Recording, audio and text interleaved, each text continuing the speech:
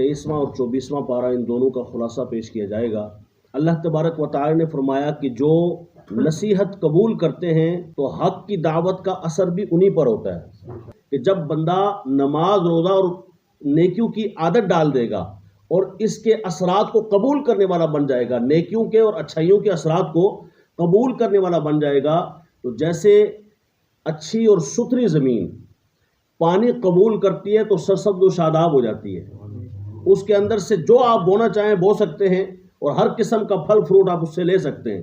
لیکن جس زمین کو میں اور آپ بنجر کر دیں، یا جو زمین بنجر ہو، میں دل کی زمین کی بات کر رہا ہوں، ویسے بھی جو زمین ہے وہ بنجر ہو تو وہاں 100 مرتبہ بھی کچھ ڈالا جائے اگے گا نہیں۔ کیوں؟ اس زمین پر پانی بھی اثر انداز اس لیے نہیں ہو رہا کہ وہ زمین بذات خود بنجر ہے۔ اس دل کی کھیتی کو بنجر نہ ہونے دیں، اس کو ہرا بھرا رکھیں، اور اس کے لیے ضروری ہے کہ اللہ تبارک و تعالیٰ سے لو لگائی جائے۔ وہ قیامت والے دن مجرموں کو کیسے لایا جائے گا؟ اللہ اکبر۔ الیوم نختم علی افواہہم وتکلمنا ایدیہم وتشہد ارجلہم بما کانوا یکسبون۔ جب قیامت قائم ہوگی تو اللہ منہ پر مہر لگا دے گا، اللہ منہ پر مہر لگا دے گا، اسے بند کر دے گا۔ بندے کی زبان بات نہیں کرے گی، اعضاء بات کریں گے، بندے کی ہاتھ بات کریں گے، انگلیاں باتیں کریں گی، پاؤں باتیں کریں گے، نگاہیں نظریں باتیں کریں گی، کان باتیں کریں گے، اس سے یہ گانے سنتا تھا وغیرہ وغیرہ۔ آنکھ سے بدنگاہی کی تھی تو وہ بولے گی۔ بندہ چاہے گا منہ سے بولے لیکن منہ سے نہیں بول سکے گا، یعنی جو بویا جاتا ہے وہی کاٹا جاتا ہے۔ جو اعمال کریں گی اسی کا صلہ ملے گا قیامت والے دن۔ یہ جرت والی بات ہوتی ہے کہ بندہ فوراً کہہ دیتا ہے جناب کوئی مسئلہ نہیں، ہم تو بخشے جائیں گے۔ یہ اس کی مہربانی ہے کہ وہ یہ فرماتا ہے کہ تمہارے گناہوں کی ایک مرتبہ بھی تلافی کے لیے میری بارگاہ میں حاضری ہو جائے، میں معاف کر دیتا ہوں، یہ اس کی مہربانی۔ لیکن یہ اللہ تعالیٰ کا کلام ہے جو برحق ہے، سچا ہے۔ آگے فرمایا ہم جس کو لمبی عمر دیتے ہیں تو اس کی جسمانی بناوٹ کو بچپن کی طرف لوٹا دیتے ہیں۔ ایک معنی علماء نے مفسرین نے یہ بیان کیا ہے کہ آپ دعا کریں اللہ تعالیٰ سے، یا اللہ عافیت والی زندگی دینا جتنی بھی دینا۔ صرف یہ دعا نہ کرو یا اللہ لمبی عمر دے، لمبی عمر دے، لمبی نہیں، لمبی کی دعا کر سکتے ہیں لیکن ساتھ ایمان و عافیت والی دینا۔ لمبی دینا لیکن ایک تو ایمان سلامت رہے، دوسرا دماغ بھی سلامت رہے۔ ایک جگہ آگ جلائی گئی اور ایسی آگ جو آسمان سے باتیں کرتی تھی، یعنی اتنی زیادہ آگ، اور اس کے قریب بھی کوئی نہیں جا سکتا تھا، کتنے فاصلے تک، تو دور سے ہی آپ کو ڈال کے نا ایسے غلیل کی طرف پھینک دیا اور آپ اس آگ میں تشریف لے گئے۔ جب آگ میں گئے تو قرآن کہتا ہے قلنا، ہم نے کہا یا نارو کونی بردم و سلام علی ابراہیم، اے آگ ٹھنڈی ہو جا، کس پر؟ میرے ابراہیم پر، اور سلامتی والی ہو جا ابراہیم پر۔ ہو سکتا ہے کیا، بلکہ کتنے ملحدین ہیں ایتھیسٹ، وہ کیا کہتے ہیں؟ وہ کہتے ہیں دیکھو جی یہ قرآن نے ایک بڑی کہانی بیان کی ہے، ان کا اللہ بھی نعوذ باللہ قرآن کہانی بیان کرتا ہے، یہ کوئی بات ہے، کوئی ہے سوچنے والی، کوئی سمجھنے والی، عقل میں آنے والی بات ہے؟ کوئی سینسیبل باتیں ہونی چاہیے، یہ بہکی بات ہے، نعوذ باللہ استغفر اللہ۔ کہ آگ بھی کبھی ٹھنڈی ہوتی ہے؟ آج ٹھنڈی کر کے بتاؤ نا، یہ پرانی کہانیاں نہ کرو۔ کہیں وہ جیلمی قسم کے خنازیر العقل وہ اس طرح کی باتیں کرتے رہتے ہیں۔ نہیں جی، اگر نبی کچھ کر سکتے آج کر کے بتائے نا، اس وقت چاند کے 2 ٹکڑے کیے، ولی نے جو ہے نا بیڑی ترائی، آج کچھ کر کے دکھائے۔ ان سے بڑے جو ہوتے ہیں وہ کیا کرتے ہیں؟ اللہ آج آگ میں کسی کو ہم ڈالتے ہیں، ٹھنڈا کر کے دکھائے۔ تمہارا بڑے سے بڑا مولوی پیر ہم ڈالتے ہیں آگ میں، اس کو ٹھنڈا کر کے دکھائے تمہارا اللہ۔ استغفر اللہ۔ تو دیکھو بات کہاں تک پہنچتی ہے۔ لہذا چپ کر میرے علی ہتھ جا نہیں ہو بولن دی۔ قرآن جیسے کہتا ہے جی میں مندا یار بنائی جا، جس طرح رب منواتا ہے ویسے ماننا چاہیے۔ اللہ سمجھ میں آ جائے تو اللہ کہاں، یہی تو غلطی لگتی ہے کہ لوگ کہتے ہیں اللہ سمجھ میں آئے گا تو مانیں گے، وہ سمجھ میں آ سکتا ہی نہیں ہے۔ کسی نے مولا علی کرم، آج تو سبحان اللہ مولا علی، اللہ آج 21واں رمضان ہے اور شہادت مولا علی کا دن ہے۔ مولا علی کرم اللہ تعالی وجہ الکریم سے کسی نے پوچھا کہ اللہ ہے کہاں ہے؟ کہا نظر کیوں نہیں آتا، وہ اپنا آپ دکھاتا کیوں نہیں؟ تو چونکہ وہ کافر تھا اور سمجھنے والا نہیں تھا، چاہے 10 دلیلیں بھی دیتے تو وہ کہتا نہیں ہم تو یہ مانتے ہی نہیں ہیں۔ تو پھر ایسے بندوں کو ویسا ہی جواب دیا جاتا ہے۔ آپ نے فرمایا سورج دیکھو ذرا، اس نے دیکھو کہ دیکھا نہیں جاتا، کہ یہ تو تجھ سے دیکھا نہیں جاتا، تو وہ جو زمین و آسمان کا نور ہے وہ کیسے دیکھے گا؟ ہم اتنا کہتے ہیں قرآن و سنت کی روشنی میں کہ اللہ کو اگر سب سے زیادہ جاننے والی ذات ہے تو وہ محمد مصطفیٰ ہیں صلی اللہ علیہ وآلہ وسلم۔ تمہیں اتنا ماننا ضروری ہے کہ ایک اللہ ہے اور ایک اللہ رہے گا، وہی اللہ جس نے ماں کے پیٹ کے اندھیروں میں تمہیں زندہ رکھا۔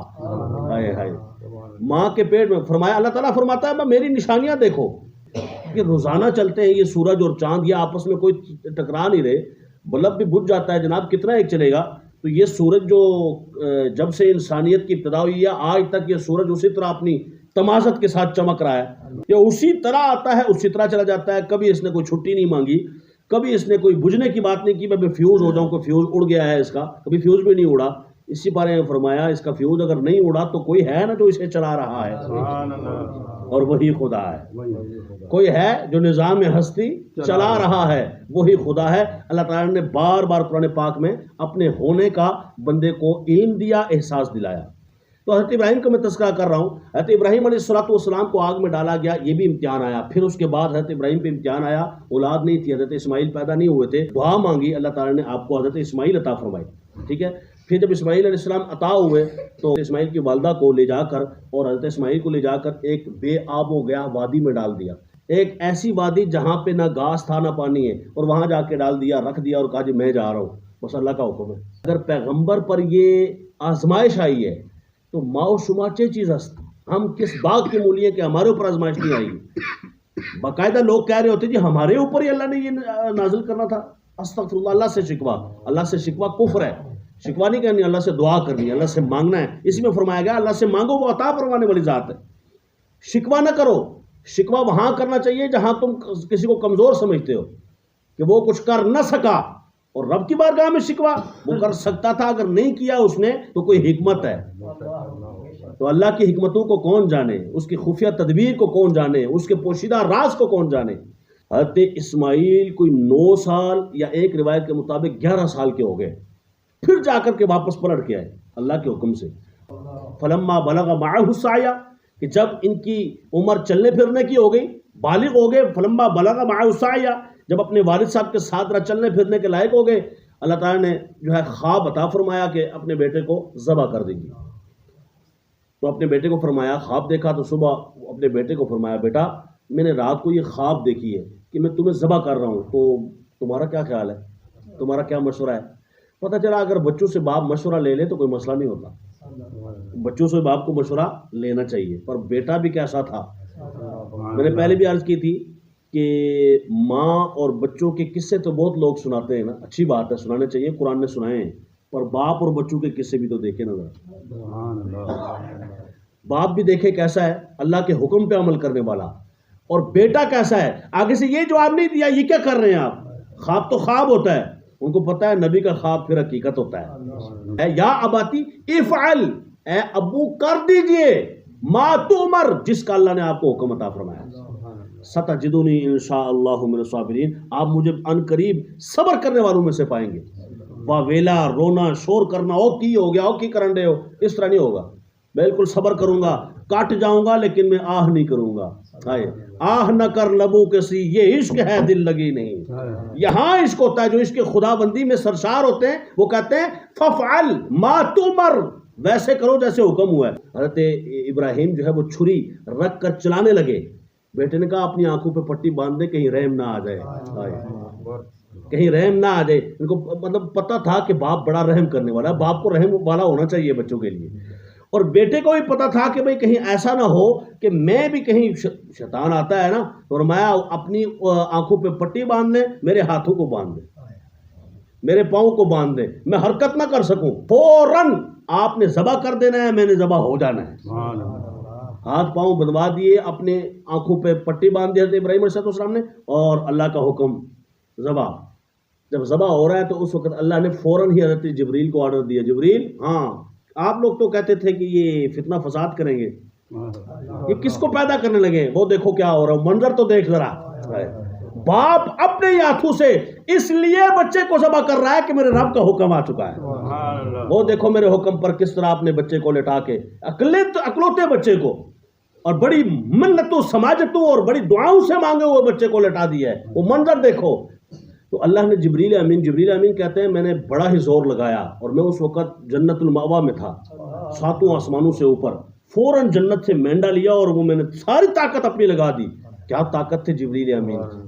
فرمایا میں نے چشم زدن میں ایک دم جنت سے مینڈا لیا حضرت اسماعیل کو ہٹا کے اس کی جگہ پہ ان کی جگہ پہ رکھا. وَفَدَيْنَاهُ بِذِبْحٍ عَظِيمٍ. اللہ نے فرمایا یہ پھر ہم نے تحفہ دیا اسماعیل علیہ السلام کو. ان کا ذبیحہ اس طرح ہم نے قبول کیا. والدین کا حق ہے کہ بچوں کو ویسے چلائیں جیسے شریعت کہتی ہے. اللہ فرماتا ہے, رسول اللہ فرماتے ہیں ویسے, چاہے اس کے لیے ان کو مشکلات کا سامنا کرنا پڑے, کیونکہ ہمیں اللہ فرما رہا ہے. اور یہی ایمان ہے, یہی مومن کی شان ہے. اہل تقویٰ کے لیے فرمایا کہ اہل تقویٰ کو جنت اور جنتی نعمتیں ملیں گی قیامت والے دن. یعنی جو متقی پرہیزگار نیکوکار ہوں گے ان کو جنتی نعمتیں ملیں گی, اور جو گناہ گار دوزخی ہوں گے تو ان کے لیے فرمایا دوزخیوں کو دوزخیوں کی پیپ پلائی جائے گی. استغفر اللہ العظیم. اللہ تعالی ہمیں اپنی رحمتوں میں رکھے اور ہمیں جہنم کے عذاب سے دور رکھے, بچا کر رکھے. پھر آگے فرمایا چل کے کہ عالم اور جاہل برابر نہیں ہو سکتے. پھر فرمایا ایک جگہ یہ ان سے جو سلام کرے گا یوں سمجھے اس نے مصطفیٰ سے سلام کیا.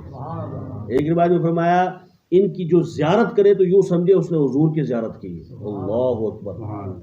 تو حضور علیہ السلام نے شان عطا فرمائی, اور یہ اللہ تعالیٰ نے شان عطا فرمایا عالم. لیکن یہ عالم دین, عالم بے دین نہیں. نمبر 1 عالم با عمل, بے عمل کی بات نہیں ہو رہی ہے. نمبر 3 یہ ہے کہ ایسا عالم جو راسخ العقیدہ ہو. نمبر 4 عالم دنیا نہ ہو, کہ آج کل تو ہمارے ہاں پڑھا لکھا اس کو کہتے ہیں جس کی تعلیم اسکول والی ہے. اندازہ لگائیں کہ دماغ پھرے ہوئے سے. مسلمان کا بھی دماغ اتنا پھرا ہو سکتا ہے کہ وہ دنیاوی تعلیم کو کہے گا یہ پڑھا لکھا ہے, اور بیچارے حافظ صاحب, عالم صاحب, قاری صاحب ہوں تو ان سے بھی پوچھتے ہیں آپ بھی پڑھے لکھے ہیں, اور کتنا ایک پڑھن بھائی حافظ ہی بن گیا ہے بیچارہ, وہ عالم بھی بن گیا ہے, قاری بن گیا ہے, مفتی بن گیا ہے, اور کیا پڑھے ہو. یعنی اس کو پڑھی تعلیم ہی نہیں کہتے. اور یہ ہمارے لیے بہت بڑا المی ہے. ہمیں ہمارے مسلمانوں کو اس چیز کی طرف کم از کم توجہ دینی چاہیے کہ اللہ تعالیٰ نے جس علم کی بات بار بار کی, یا حضور نے جس علم کی بات کی, اسی زمانے کا جو علم تھا اللہ رسول والا اس کی بات کی, قرآن و حدیث والے کی بات کی. نہ یہ کہ آج کے اسکول کی تعلیم کو بندے کو کہا جائے یہ پڑھا لکھا ہے, اور دین والی تعلیم کو کہا جائے یہ جاہل ہے, نکٹو ہے, پرانے زمانے کا ہے, فلانا ہے, ٹمکانا ہے. والذی جاء بالصدق وصدق به اولئک هم المتقون. فرمایا وہ جو سچ لے کر کے آئے اور جو سچائی قبول کرنے والے ہیں وہی متقی ہیں. اس سے 2 ذاتیں مراد ہیں, ایک محمد رسول اللہ جو سچائی اللہ سے لے کر آئے, اور دوسرے صدیق اکبر جنہوں نے قبول کی. فرمایا یہ متقی ہیں. آگے چل کے فرمایا کفار کو شفاعت کا کوئی حق نہیں ہوگا, سب شفاعتیں اللہ کے پاس ہیں. یا عبادی الذین اسرفوا علی انفسہم لا تقنطوا من رحمت اللہ ان اللہ یغفر الذنوب جميعا. ایک آیت میں فرمایا کہ یہ جہنم میں جائے گا, اگر گناہ کرے گا تو جہنم میں جائے گا, اس کی کوئی عزت نہیں ہوگی. جہنمیوں والا اس کو پیپ پلائی جائے گی, یہ ہوگا وہ ہوگا. دیکھو نا, ماں ہوتی ہے نا, تو ماں کیا کہتی ہے اگر کوئی بچے سے ہو جائے, کوئی گناہ نہ ہو تو کہتی ہے یہ نہیں کرنا ورنہ مار پڑے گی, نہیں کرنا ورنہ مار پڑے گی, اور کر دے تو کیا کہہ رہی ہوتی ہے, اچھا چلو آئندہ نہیں کرنا.